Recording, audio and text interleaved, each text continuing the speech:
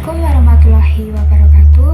Perkenalkan, nama saya Claudia Istafania dengan NIM 240810201024.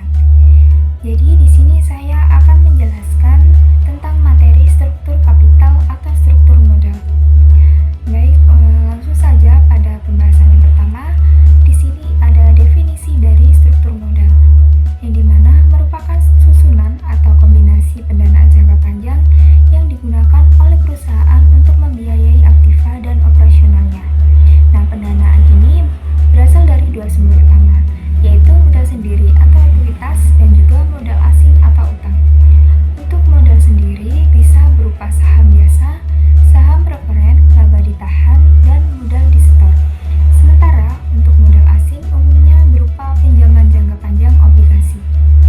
Nah, untuk pembahasan yang kedua ada komponen struktur modal yang dibagi menjadi dua, yaitu modal sendiri dan juga modal asing.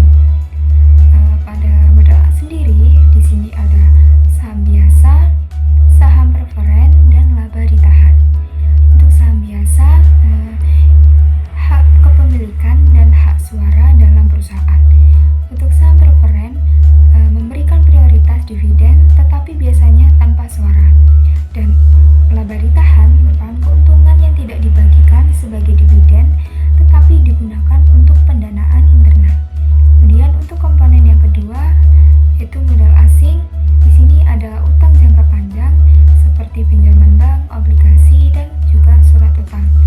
Lalu untuk utang jangka pendek biasanya tidak termasuk dalam struktur modal karena sifatnya yang berubah-ubah tergantung kebutuhan operasionalnya. Oke, selanjutnya ada tujuan pengelolaan struktur modal. Di sini ada beberapa tujuan. Yang pertama yaitu meminimalkan biaya rata-rata modal (VACC), yang kedua memaksimalkan nilai perusahaan atau harga saham, dan yang ketiga menjaga stabilitas keuangan dengan menyeimbangkan penggunaan utang dan ekuitas. Selanjutnya, rasio-rasio struktur modal. Nah, untuk pengukuran struktur modal dilakukan menggunakan beberapa rasio kunci sebagai berikut. Yang pertama ada debt to equity ratio dengan rumus total utang jangka panjang dibagi dengan ekuitas. Yang kedua ada equity ratio dengan rumus ekuitas dibagi dengan total aset, dan yang ketiga ada debt ratio dengan rumus total utang dibagi dengan total aset. Selanjutnya ada biaya modal dan weighted average cost of capital atau WACC.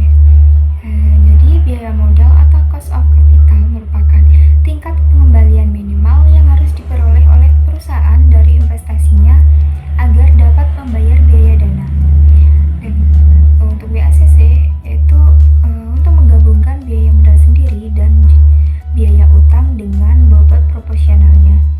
Di sini untuk rumus WACC yaitu WE dikali dengan RE ditambah dengan WD dikali RD dikali dengan 1 min T, yang dimana WE ini merupakan proporsi ekuitas, RE biaya ekuitas, WD proporsi utang, RD biaya utang, dan T adalah tarif pajak. Oke, untuk pembahasannya terakhir di sini ada teori-teori struktur modal. Yang pertama, teori Modigliani militer yang menyatakan bahwa tanpa pajak menyebutkan struktur modal tidak mempengaruhi nilai perusahaan. Namun dengan adanya pajak, uang membawa keuntungan pajak sehingga dapat menambah nilai perusahaan. Untuk teori yang kedua, teori trade-off, yang dimana ada keseimbangan antara manfaat pajak dari utang dan biaya kebangkrutan jika terlalu banyak utang. Untuk yang ketiga ada teori pecking order, yang dimana perusahaan lebih memilih pendanaan internal dahulu, baru kemudian utang, dan yang terakhir membeli saham baru. Yang keempat ada teori agensi, di mana konflik antara manajer, pemegang saham, dan kreditur dapat mempengaruhi keputusan struktur modal. Baik, sekian penjelasan dari saya. Assalamualaikum warahmatullahi wabarakatuh.